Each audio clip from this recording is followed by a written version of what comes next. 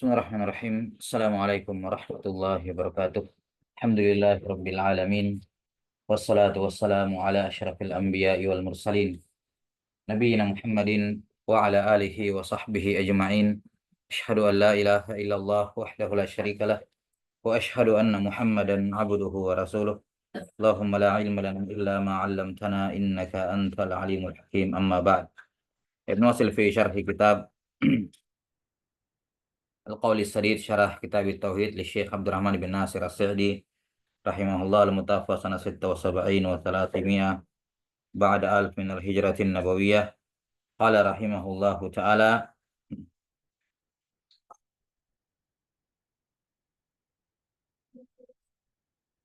Baik.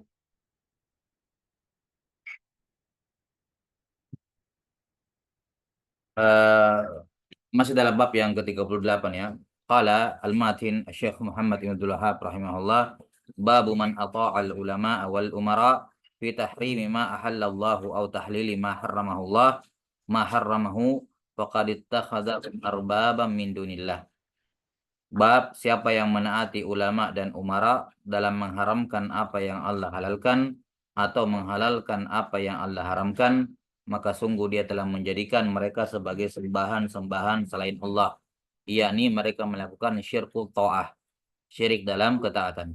Sudah kita jelaskan ya, dua bentuk ketaatan kepada makhluk dalam maksiat kepada Allah Ta'ala, atau dalam menghalalkan yang haram atau mengharamkan yang halal, bahwa ini hukumnya tergantung keyakinannya. Kalau keyakinannya juga ikut berubah, maka hukumnya syirik akbar, terjatuh dalam syirkul ta'ah.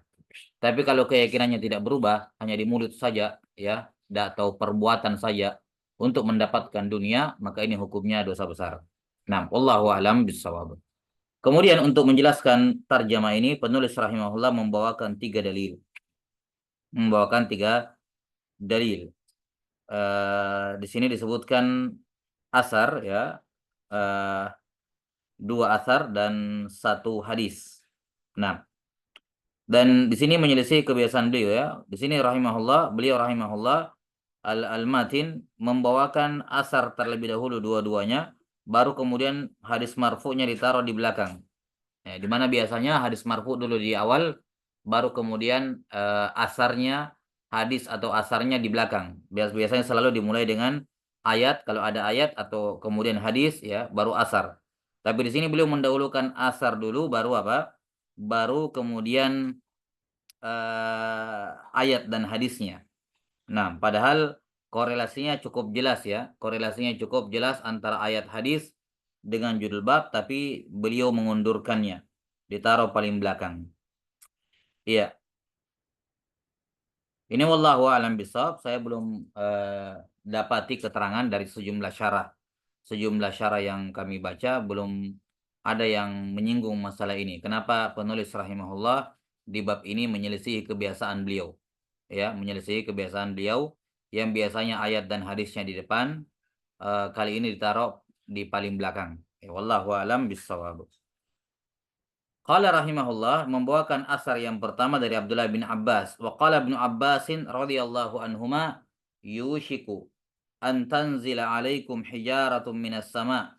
Aqulu qala Rasulullah sallallahu alaihi wasallam wa taquluna qala Abu Bakrin wa Umar. Qala Abu Bakrin wa Umar. Taib, kata Ibnu Abbas radhiyallahu anhuma, khawatir, dikhawatirkan kalian atau hampir-hampir kalian dihujani batu dari langit. Aku berkata kepada kalian, Rasulullah SAW bersabda demikian, tapi kalian justru mengatakan Abu Bakar dan Umar berkata demikian. Qala Abu Bakar wa Umar. Taib. Hadis ini atau sisi pendalilan asar ini dibawakan oleh Al-Musannif rahimahullah, atau sebelumnya beliau tidak menyebutkan siapa mukharrijnya yang meriwayatkan asar ini. Asar ini diriwayatkan oleh Imam Ahmad rahimahullahu taala, ya. Sebagaimana disebutkan oleh Ibnu Taimiyah, hanya saja lafaznya tidak persis seperti ini dalam Musnad Imam Ahmad. Ya, mirip ya.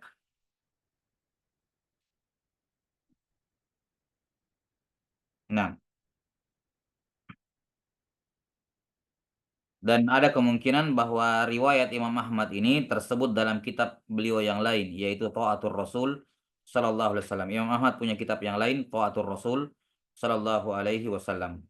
Ya, wallahu a'lam bishawab. Kemungkinan ini terdapat dalam kitab ini. Sisi pendalilan asar ini adalah kalimat yushiku an tanzil alaikum hijaratun minas sama.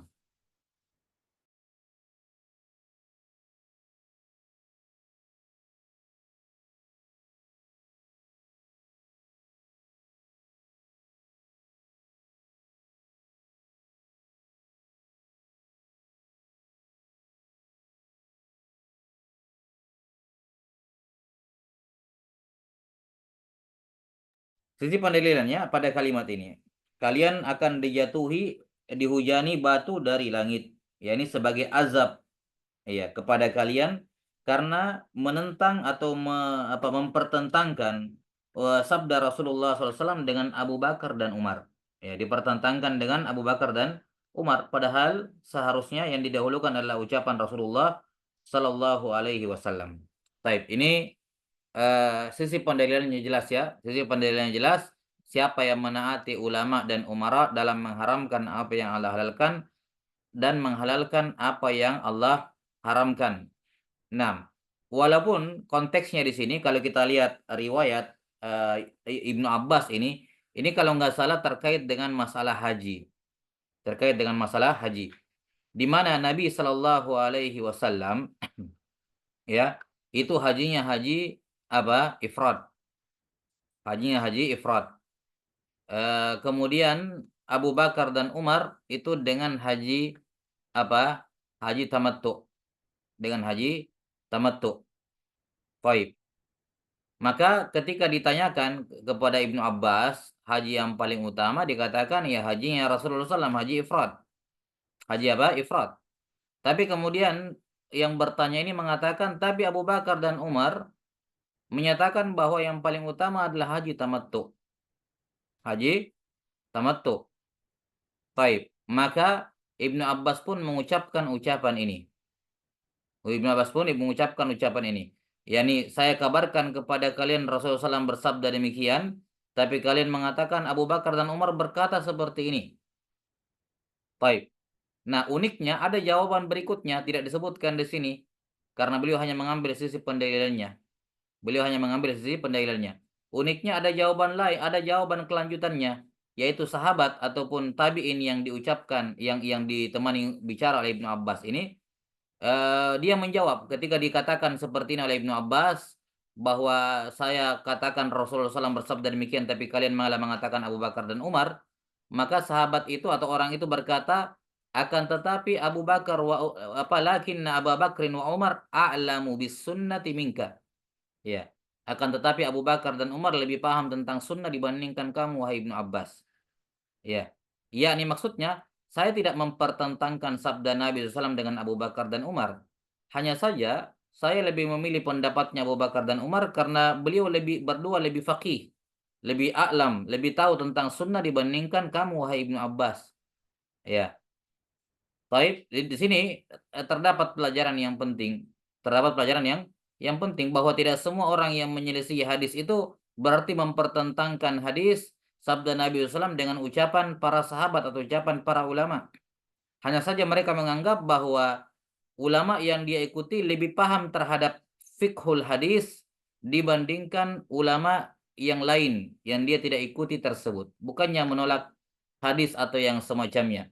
Tapi ya ini dikembalikan kepada ijtihadat ya. Jadi di sini wallahu a'lam bissawab yang diambil oleh Syekh Muhammad Ibn Wahab hanyalah apa? Al-ibra bi umumil lafzi. Ya, jadi keumuman lafaznya yang diambil dari ucapan Ibn Abbas.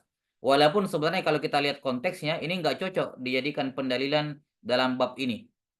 Ya, tidak cocok dijadikan pendalilan bukan tidak cocok ya, kurang pas aja gitu karena kelanjutan asarnya ada jawaban seperti itu dari orang yang ditemani ngobrol oleh Ibnu Abbas.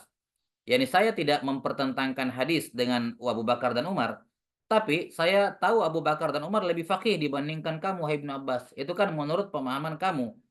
Ya, bahwa haji yang paling afdal adalah haji ifrad, karena itu yang Nabi SAW lakukan. Tapi kalau memang itu yang paling afdol, kenapa Abu Bakar dan Umar tidak lakukan haji ifrad, malah haji tamattu? Mereka tentunya lebih kuat berpegang kepada sunnah dibandingkan kamu, lebih paham terhadap sunnah dibandingkan kamu. Maka saya ikuti Abu Bakar dan Umar bukan karena dalam konteks saya meninggalkan hadis, ya lebih saya dahulukan lebih saya dahulukan ucapan mereka berdua, tidak. Tapi saya lebih mendahulukan pemahaman mereka berdua dibandingkan pemahaman kamu, wahai Ibnu Abbas. Itu maksudnya. Jelas ya?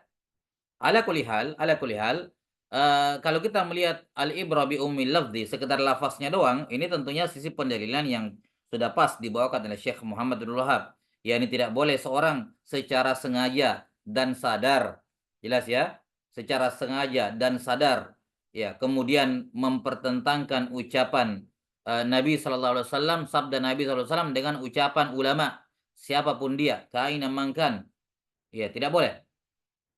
Jelas ya? Ini sisi pendalilannya di sini.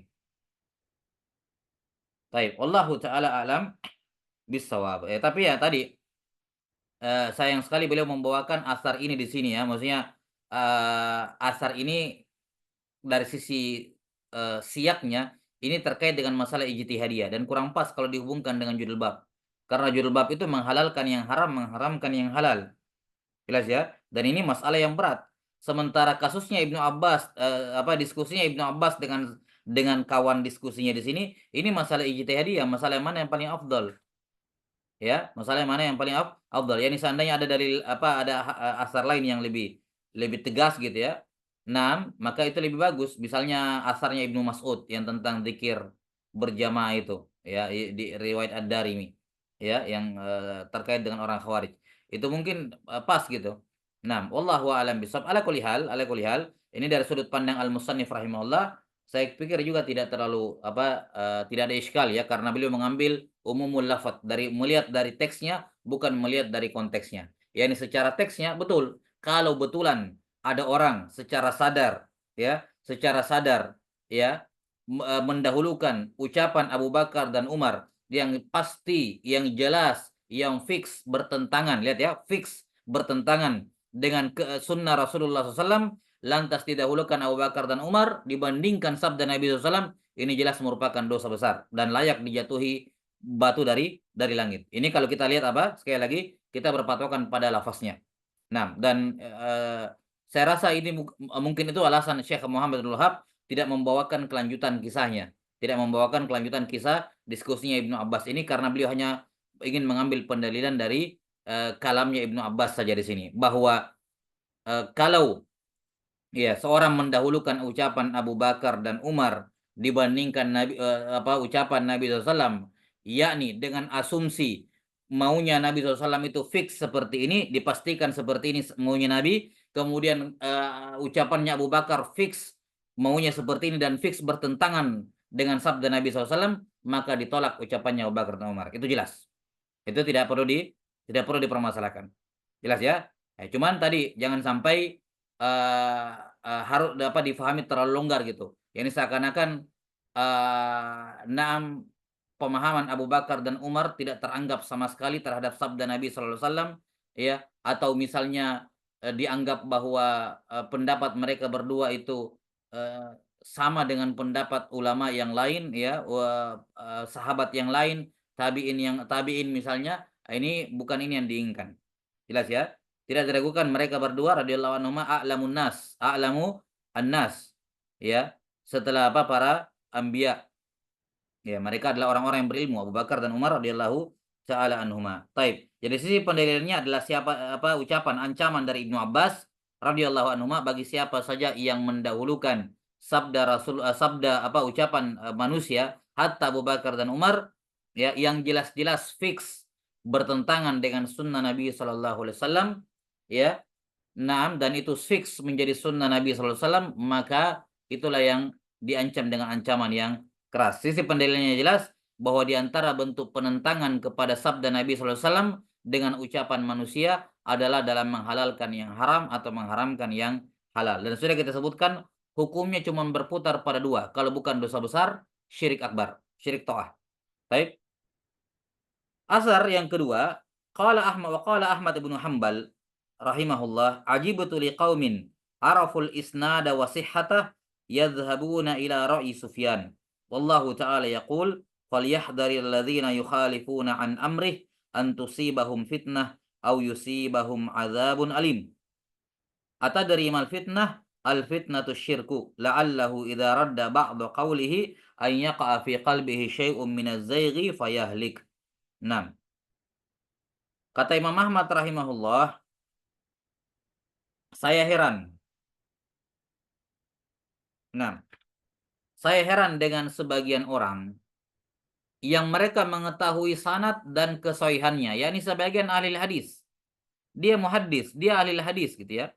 Tahu sanad dan tahu cara membedakan mana sahih, mana dhaif. Tapi bersamaan dengan itu mereka tetap berpendapat dengan pendapatnya Sufyan, yakni As-Tsauri. Ya, Sufyan As-Tsauri di Kufah. Nah, saya heran dengan sebagian ahli hadis ini, mereka mengetahui sanad, mengetahui sahihnya, kemudian berpendapat dengan pendapat Sufyan, yakni dengan sengaja meninggalkan hadis dan lebih memilih pendapatnya Sufyan. Sementara Allah Ta'ala berfirman, hendaknya waspada orang-orang yang menyelisihi perintahnya, perintah Allah Ta'ala. Antusibahum fitnah, mereka akan ditimpa oleh fitnah, ya, oleh siksaan, au yusibahum azabun alim, atau ditimpa dengan siksaan yang pedih. Kata Imam Ahmad rahimahullah menafsirkan ayat ini, atadri mal fitnah, tahukah kamu apa itu fitnah yang dimaksud dalam ayat ini? Ya, kata beliau, al fitnatu asyirk. Fitnah yang dimaksud dalam ayat ini adalah kesyirikan. Kenapa? Karena bisa jadi ketika dia menolak sebagian sabda, sebagian firman Allah, radda ba'da qawlihi, atau di sini kembali kepada hadis ya, afwan.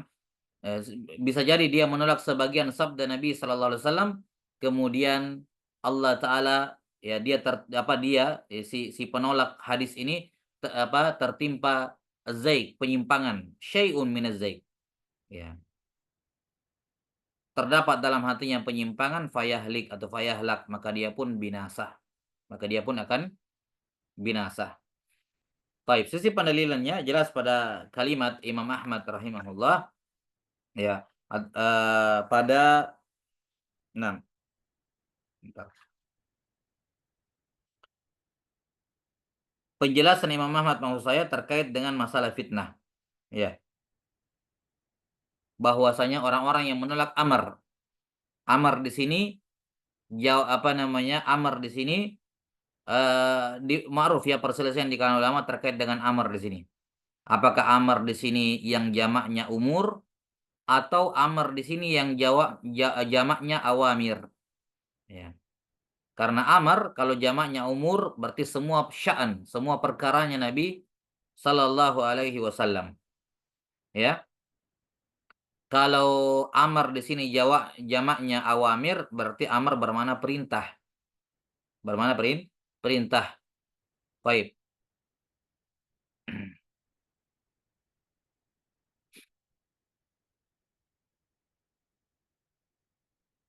Intinya di sini hal-hal yang diwajibkan diikuti dari Nabi Shallallahu Alaihi Wasallam itu hendaknya waspada kalau ada orang-orang yang mengingkarinya atau yang menentangnya. Lihat, yukhalifun, menyelisih urusan Nabi, perintah Nabi Shallallahu Alaihi Wasallam, karena mereka bisa tertimpa fitnah. Fitnah adalah kesyirikan. Iya. Sisi pendalilannya pada firman Allah Ta'ala, antusibahum fitnah. Disebutkan ancaman keras bagi orang-orang yang menyelisihi perintah atau urusan Nabi Shallallahu Alaihi Wasallam, mereka akan tertimpa kesyirikan atau tertimpa siksaan yang sangat pedih. Baik, ini sisi pendalilannya, jelas.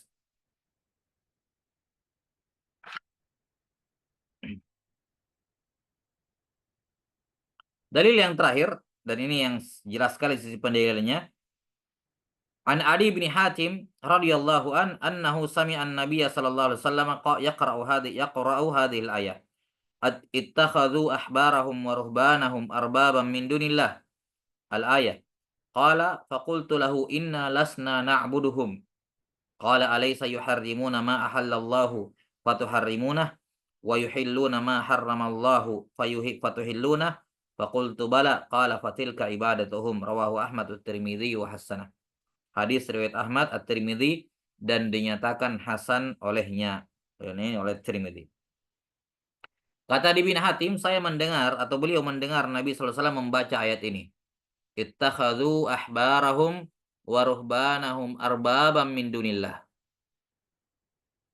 Bahwa Yahudi dan Nasrani ini mereka mengangkat para rahib pendeta dan rahib mereka sebagai arbab, ya, selain Allah. Ini diambil dari sini, diambil judul bab. Dari sini diambil judul bab. Arbabam min dunillah yani alihatan min dunillah. Maka dia telah mengangkat para pendeta dan rahib itu sebagai berhala, sebagai sembahan selain Allah. Ketika mendengarkan ayat ini, Adi bin Hatim yang dulunya seorang Nasrani sebelum masuk Islam, beliau berkata, ya Rasulullah, inna lasna na'buduhum. Kami dulu ketika masih di Nasrani, kami tidak pernah menyembah pendeta atau rahib. Kenapa apa hikmahnya Allah mengatakan kami menyembah padahal tidak pernah kami menyembah mereka? Maka Nabi SAW menyebutkan bentuk penyembahan mereka, bahwa kalian menyembah pendeta bukan dengan cara sujud, ruku, mempersembahkan ini dan itu kepada para pendeta, tidak. Kata Nabi SAW, bukankah mereka para pendeta dan rahib itu mengharamkan apa yang Allah halalkan, kemudian kalian ikut mengharamkannya, dan mereka juga menghalalkan apa yang Allah haramkan, lantas kalian ikut menghalalkannya? Fakultu bala, kata Adi bin Hatim, kalau itu betul ya Rasulullah. Memang seperti itu kami dulu. Qala fatilka ibadatuhum. Kata Nabi SAW, itulah bentuk ibadah mereka. Yakni ibadahnya berupa ketaatan. Karena sudah disebutkan sebelumnya bahwa inti dari ibadah adalah ketaatan. Tidak dikatakan ibadah tanpa ketaatan. Ya. Nah, maka itulah bentuk ibadah mereka, yakni taat kepada selain Allah Ta'ala dalam menghalalkan yang haram dan mengharamkan apa yang halal. Dan ini merupakan bentuk kesyirikan. Sudah disebutkan dari kalam Imam Ahmad bahwa salah satu hukuman yang Allah akan timpakan kepada orang yang menyelisihi Rasulullah SAW adalah tertimpa syirik. Nah, jelas ya, imma syirik akbar wa imma syirik asgar. Tergantung keyakinan dia. Demikian pula di sini.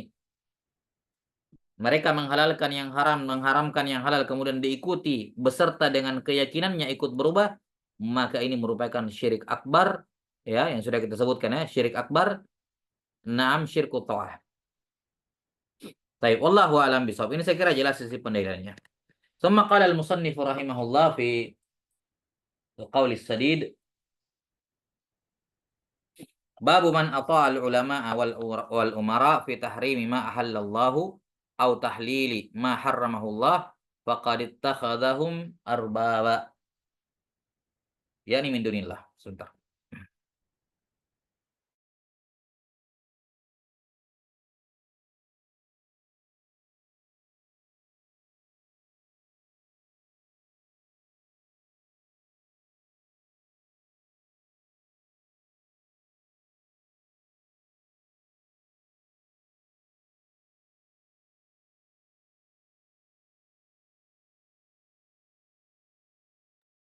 Baik. Kata al-musannif rahimahullah, babu qaulillahi ta'ala, di sini beliau langsung gabungkan ya, sebentar, dengan bab setelahnya. Yang tadi.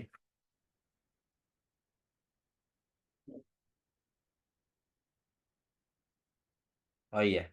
Beliau gabungkan dengan bab setelahnya ya, penjelasannya.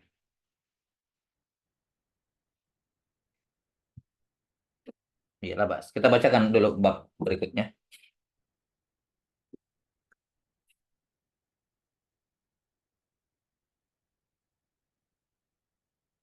Qala rahimahullah pada bab yang ke-40.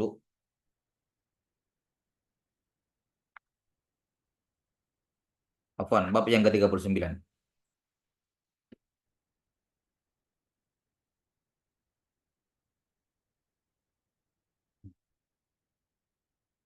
Bab qaulillahi ta'ala, alam tara ilal ladzina yaz'umuna annahum amanu bima unzila ilaika wa ma unzila min qablik yuriduna an yatahakamu ila taghut wa qad umiru an yakfuru bih wa yuridu syaitanu an yudillahum dhalalan ba'ida. Sebelumnya saya lupa kemarin ya, terkait sisi munasabah, korelasi antara bab sebelumnya, bab menaati ulama dan umara, yang terkait dengan syirkut ta'ah.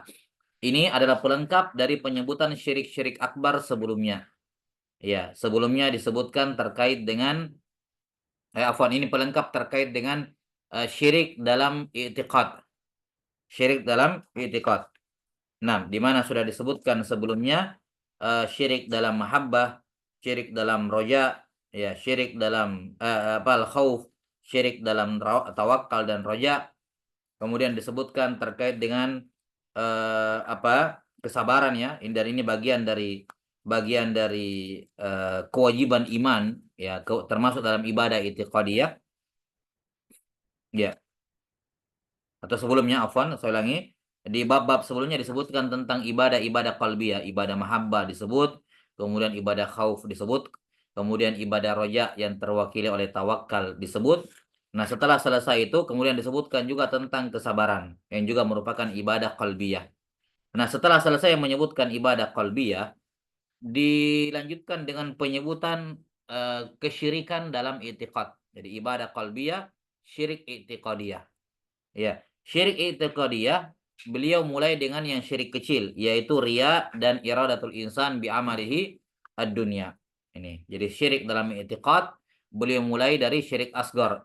Yang syirik i'tiqad yang asgar, yaitu riya dan iradatul insan bi amalihi dunya. Setelah itu pindah ke syirik i'tiqad yang syirik akbar. Jelas ya? Pindah ke syirik i'tiqad yang syirik akbar, yaitu syirkut ta'ah. Dimulai dengan syirkut ta'ah. Jelas ya? Ini korelasinya, hubungan tartib dari abwab ini. Baik. Kemudian di bab yang ke-39 ini masih berhubungan dengan masalah ketaatan ya, masalah hukum. Masalah apa?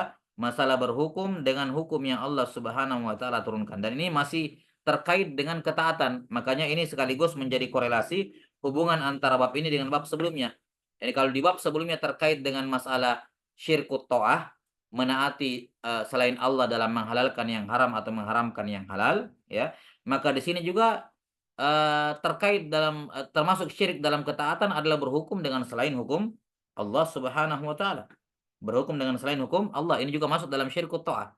Maka hubungan bab ini dengan bab sebelumnya sangat kuat sekali ya, sangat jelas sekali.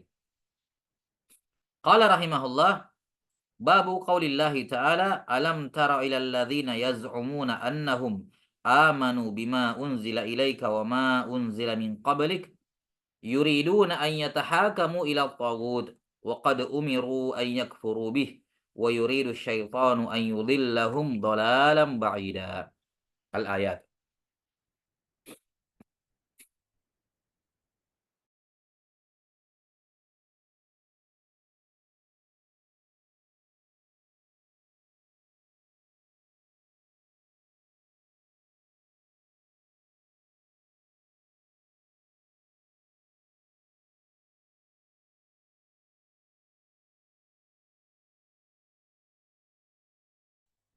Bab firman Allah Subhanahu wa taala, tidakkah kamu wahai Muhammad melihat kepada mereka yang yaz'umun? Mereka mengira bahwa mereka beriman dengan Al-Qur'an yang diturunkan kepadamu dan kepada kitab suci yang diturunkan kepada orang-orang sebelum kamu, yakni para nabi sebelum kamu. Ya. Tapi kemudian jadi dia mengira beriman, tapi kemudian mereka justru ingin berhukum kepada tagut. Padahal mereka telah disuruh untuk mengkafiri tagut. Ya, akan tetapi setan memang ingin menyesatkan mereka dengan penyesatan yang sangat jauh. Taib, dengan kesesatan yang sangat jauh. Taib, bab ini dibuat oleh al-musannif rahimahullah untuk menjelaskan bahwa at-tahakum, berhukum, ya, berhukum, menetapkan hukum dengan selain hukum Allah, ya, ini menafikan tauhid. Ini menafikan tauhid. Ya. Apakah bisa yang mana yang dimaksud dengan menafikan tauhid di sini? Bisa jadi menafikan kesempurnaannya yang wajib, atau bahkan bisa menafikan asal tauhid sehingga dia murtad keluar dari al-Islam. Dikarenakan berhukum, menetapkan hukum dan berhukum dengan selain hukum Allah, ini hukumnya bisa kufur akbar, bisa kufur asgar, ya. Nah, bisa kufur akbar, bisa kufur asgar. Nah, wallahu taala alam bisawab. Iya, di mana secara umum ya dalam masalah berhukum dengan selain hukum Allah ini sebenarnya sebagian ulama yang ma'ruf kalam ulama dalam tafsilat di dalamnya ada yang kadang syirik akbar, kadang ini, kadang itu ya. Tapi secara umum semua taksimat pembagian hukum di kalangan ulama terkait orang yang berhukum dengan selain hukum Allah secara umum tidak lepas dari tiga keadaan. Secara umum tidak lepas dari tiga keadaan. Keadaan yang pertama, ya, hatinya ridho.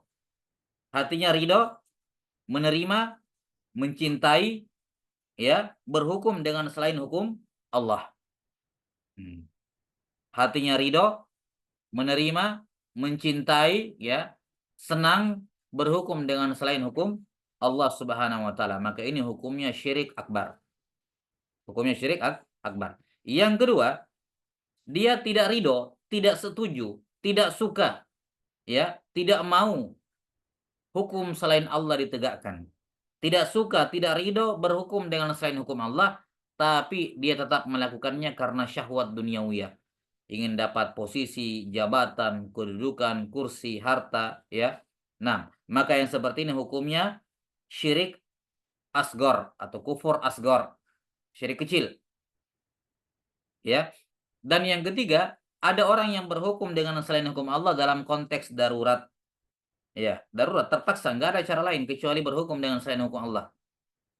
Ya, misalnya orang yang dirampas hartanya di negeri-negeri kafir atau di negeri yang berhukum dengan selain hukum Allah, ya kalau mau menggugat di pengadilan, hanya itu caranya. Kalau mau menggugat di pengadilan, mau dapatkan kembali haknya lewat pengadilan yang notabene aturannya tidak sejalan dengan syariat Islam, gitu ya, hukum Allah Ta'ala, ya tapi tidak ada cara lain dia mengambil haknya kecuali lewat jalur hukum-hukum buatan manusia itu.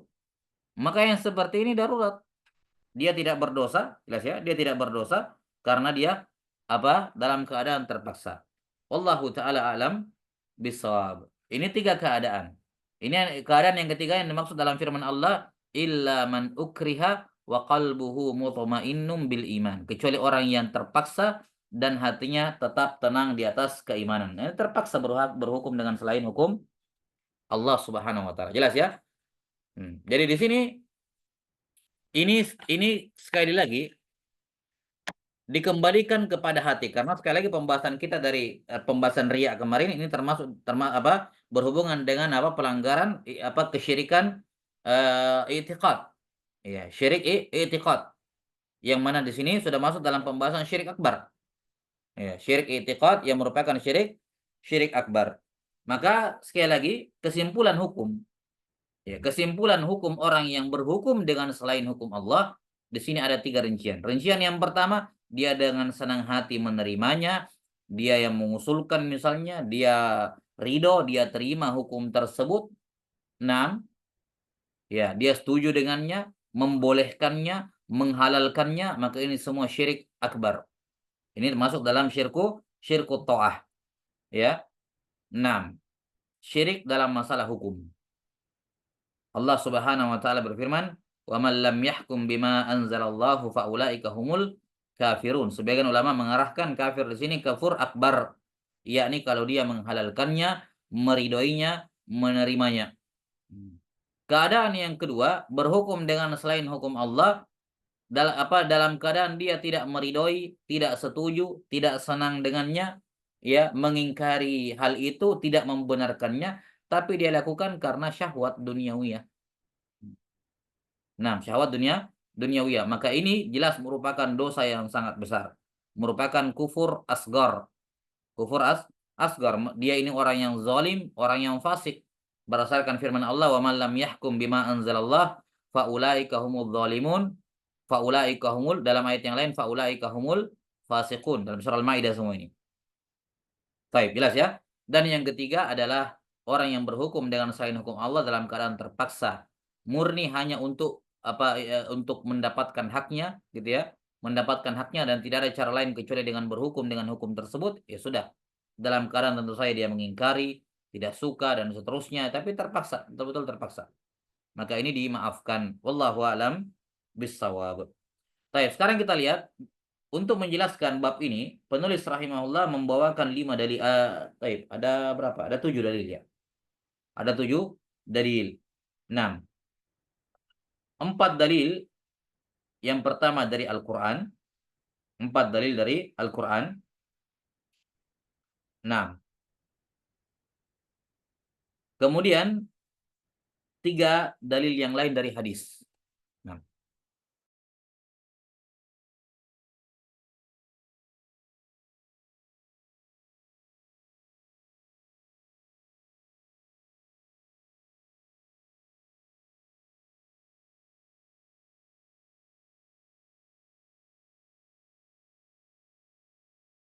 jadi 4 dalil yang pertama dari ayat Al-Quran dan 3 dalil berikutnya dari hadis. Dalil yang pertama, qalillahi ta'ala, alam tara ilal ladzina yaz'umun. Ini yang kita bacakan tadi ya.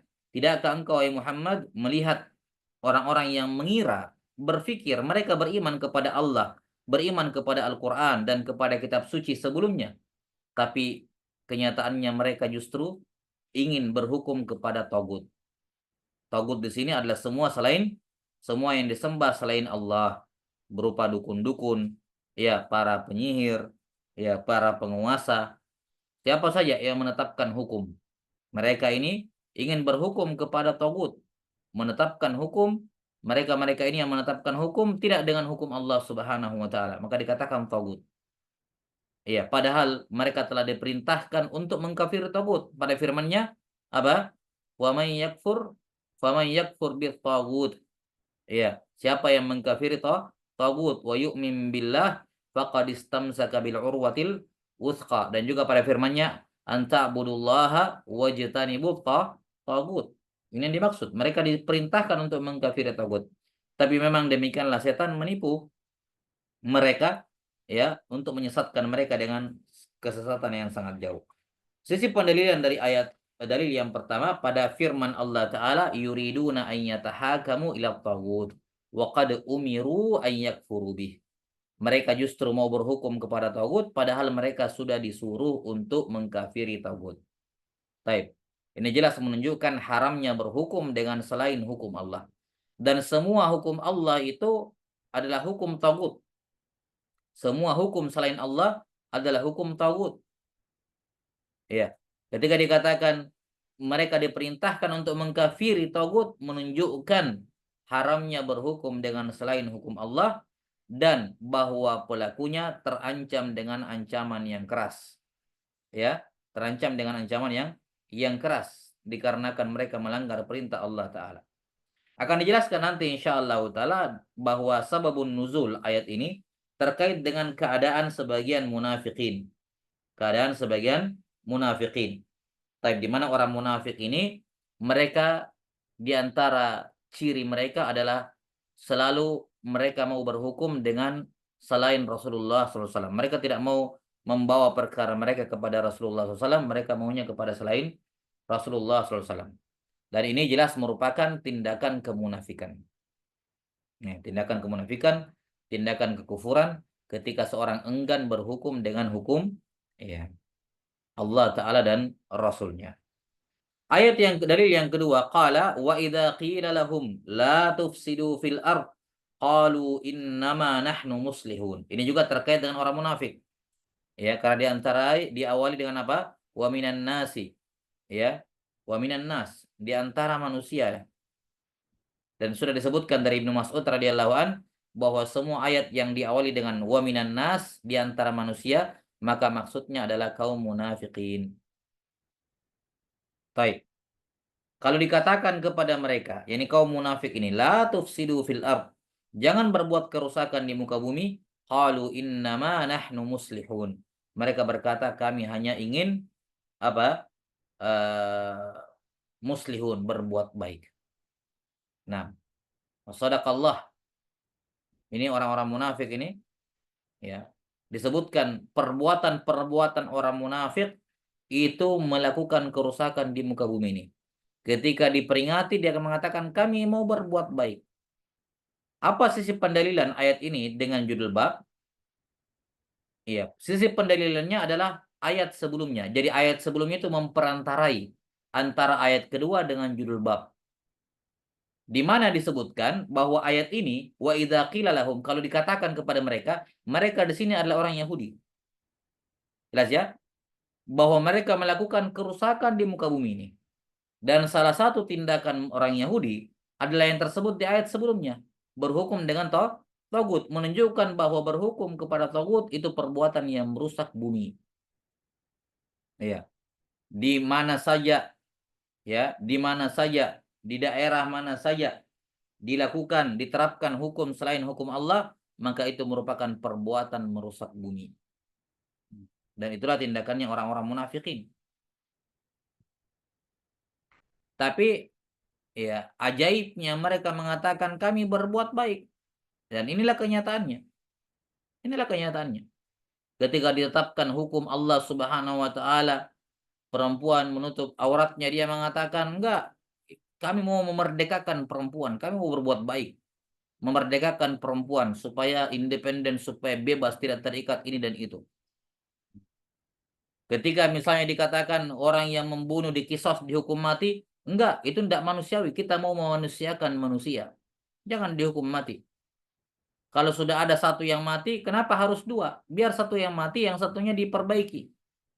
Ini mereka wayahsabuna annahum muhsinun. Mereka mengira mereka apa? Mereka sok gitu ya. Sok memperbaiki. Lihat pandangan mereka, katanya kalau satu membunuh kemudian yang membunuh dibunuh, jadinya dua yang mati. Sayang dua yang mati. Kalau ada yang mati satu, ya sudah, ya satu mati, yang satunya diperbaiki. Mereka menganggap apa? Innama nahnu muslihun. Ini perbaikan hak asasi manusia dan seterusnya. Mereka menganggap mereka meninggikan nilai-nilai kemanusiaan, padahal tidak sama sekali. Ya, jelas ya. Wallahu taala alam bisawab, dan banyak sekali. Dan kalau kita lihat hukum-hukum yang ada sekarang, waliyadzubillah, ini hukum-hukum yang banyak yang kebanyakan yang merusak, kebanyakan yang memberikan apa, tidak memberikan efek jerah, kebanyakannya tidak memberikan apa dampak yang apa yang diinginkan terhadap pelaku pelaku kejahatan, sehingga mereka tidak berhenti dari kejahatan mereka. Nah, tidak berhenti dari kejahatan mereka. Jadi sisi pendalilannya adalah ketika dikatakan kepada mereka la tufsidu fil ard, wahai orang Yahudi, wahai orang munafik, jangan berbuat kerusakan di muka bumi ini. Apa yang dimaksud dengan kerusakan ini? Di sini ditafsirkan dalam ayat sebelumnya bahwa dia di antara kerusakannya orang munafik, mereka berhukum kepada tagut.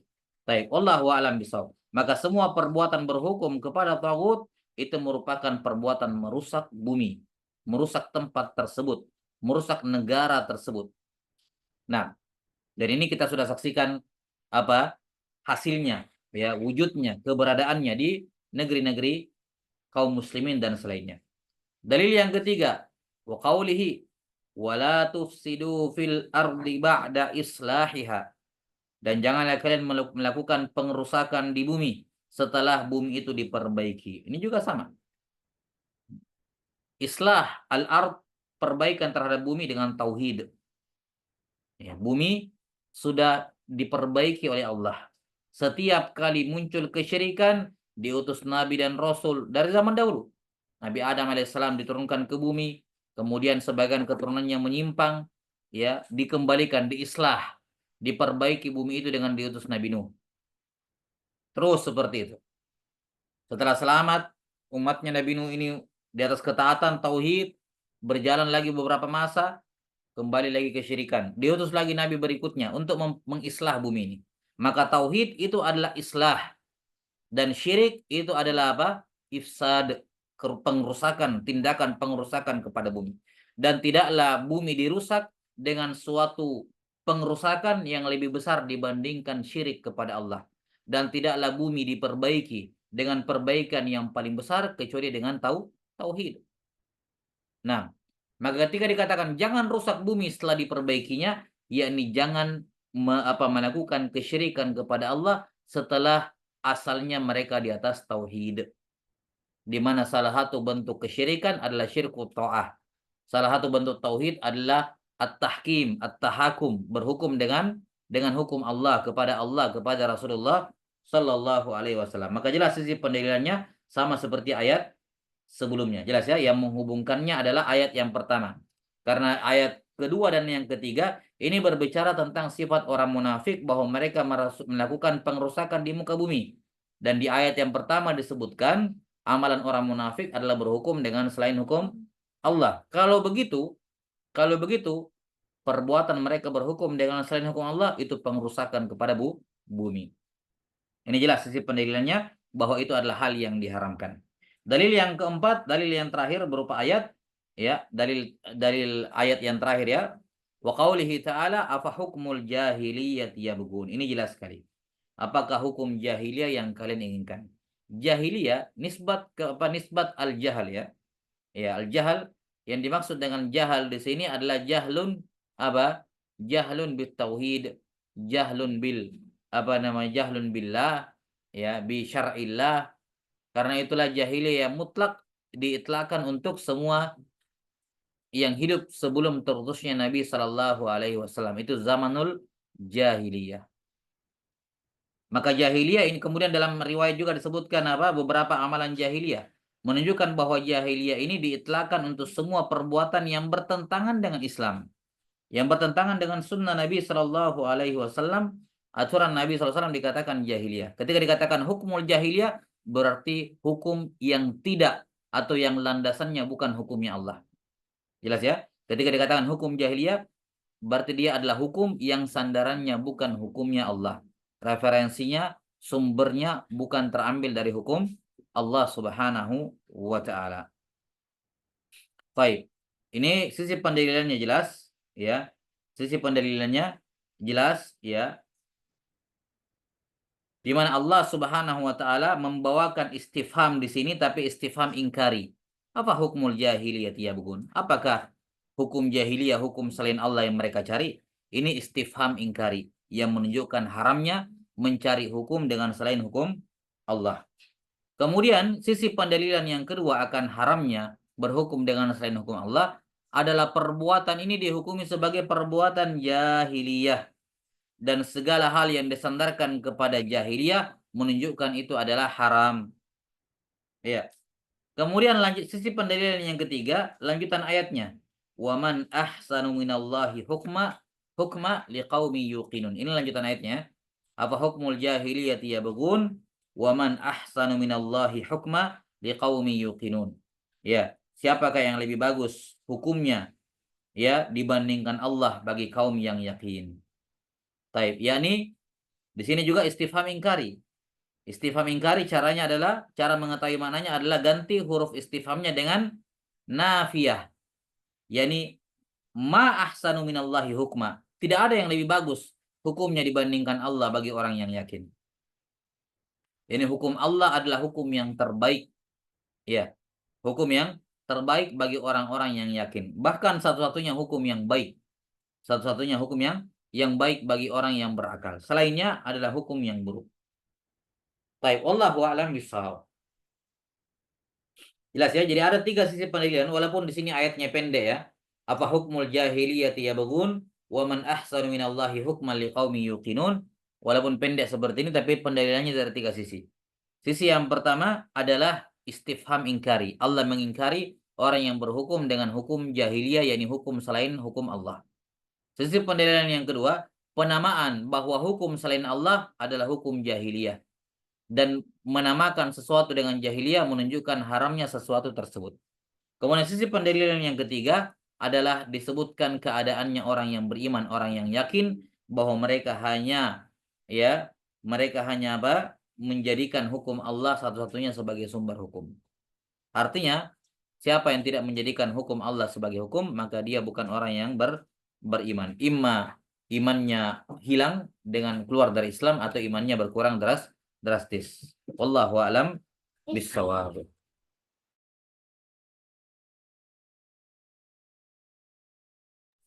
Kemudian sudah lewat ya, apa? Anda perhatikan jam. Nanti kita lanjutkan kalau gitu dalil yang terakhir yang kelima. Karena ini terkait dengan hadis ya, masih ada tiga hadis. Bismillah kita lanjutkan pada pertemuan berikutnya. Naktabi hadzal qadar. Sallallahu ala nabiyyina Muhammadin wa ala alihi wa sahbihi wasallam. Alhamdulillahirabbil alamin. Assalamualaikum warahmatullahi wabarakatuh.